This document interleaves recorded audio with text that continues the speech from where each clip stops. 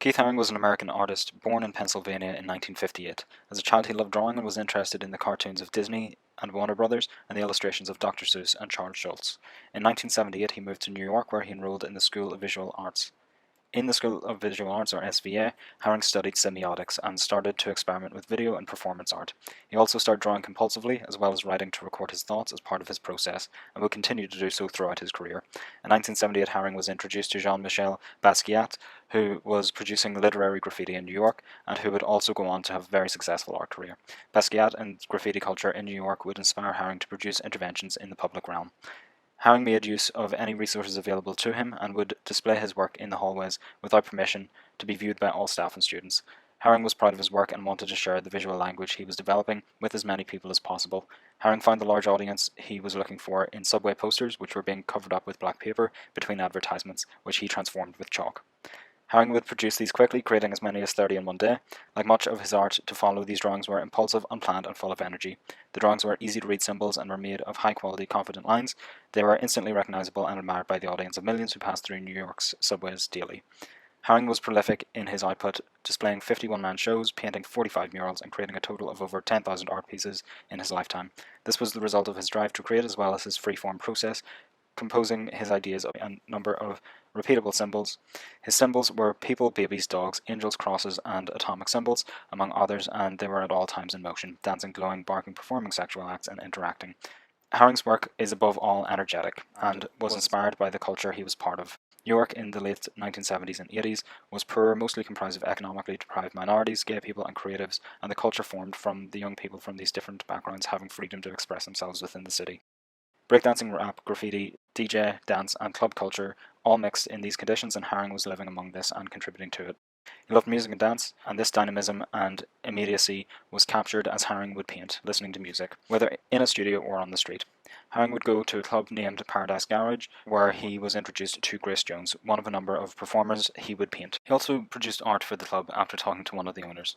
While much of New York City was derelict, inhabited by the economically disadvantaged, Wall Street was booming and there was a growing art economy. Haring was finding a lot of success and selling paintings for increasing prices. Due to his growing fame, by the mid-80s, Haring had to stop producing the subway posters as they were being stolen to sell.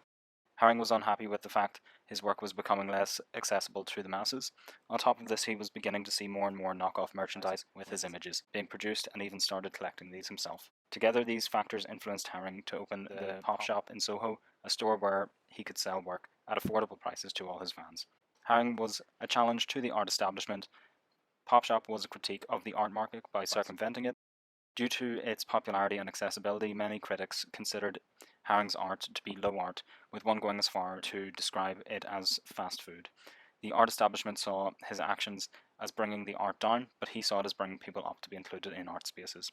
Haring produced a range of different works, not only paintings but collages, prints, murals, and sculptures. All his work is infused with the same vibrancy. While colourful and energetic, much of his work had powerful political messages. Haring, through his visual language, represented the oppressed, questioned authority, and started conversations.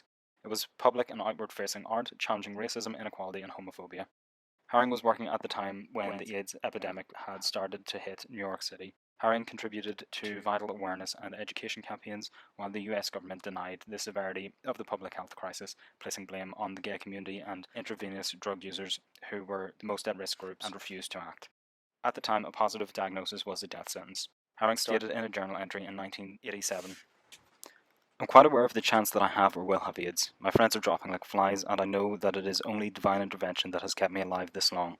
I don't know if I have 5 months or 5 years, but I know my days are numbered. This is why my activities and projects are so important now. To do as much as possible, as quickly as possible. Work is all I have, and art is more important than life."